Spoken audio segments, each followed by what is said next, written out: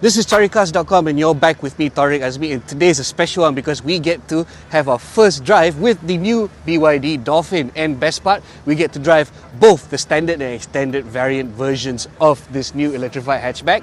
We're pretty excited. Let's see how it drives, shall we? Let's go!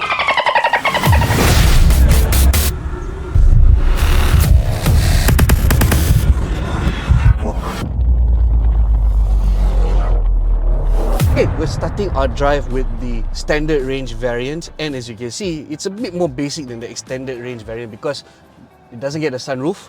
The seat adjustments are manual, but these are all rather livable with, to say the least, because everything else is pretty much the same.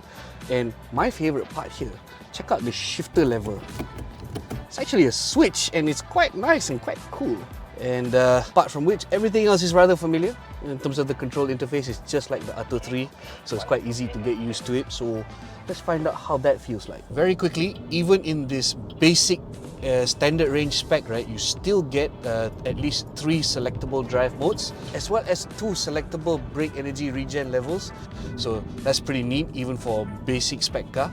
And I'll tell you now, for this standard range version, which actually has lower output and a smaller battery, the difference between the mode in terms of performance is actually quite marginal, but I will admit it is noticeably more responsive in sport mode. And despite the car's weight, I mean, most EVs are heavy, power is actually quite decent. There's delivery on demand when you need it, torque is very, very good, and otherwise, the other thing that if you're new to EVs that you need to get used to is perhaps the silence of it all. In terms of the ride and handling, well, this is a lighter car, and it also rolls on smaller size wheels, 16 inches if I'm not wrong, and the comfort level here is actually respectably good, and that's also despite the fact that this base variant uses a torsion beam rear suspension setup. In terms of handling, well, when you throw it into corners, there's no hiding this EV's weight. It is quite heavy, and I suspect these factory fitted tyres aren't up to par for any spirited driving, but for daily driving, for daily use, they're pretty good. They're pretty good, to say the least.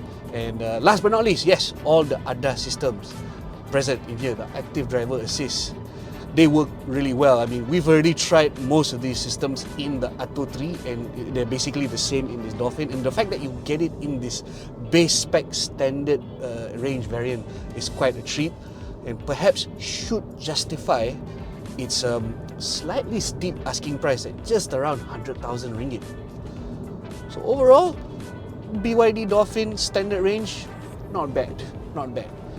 Okay, let me enjoy this a bit more before we switch to the extended range.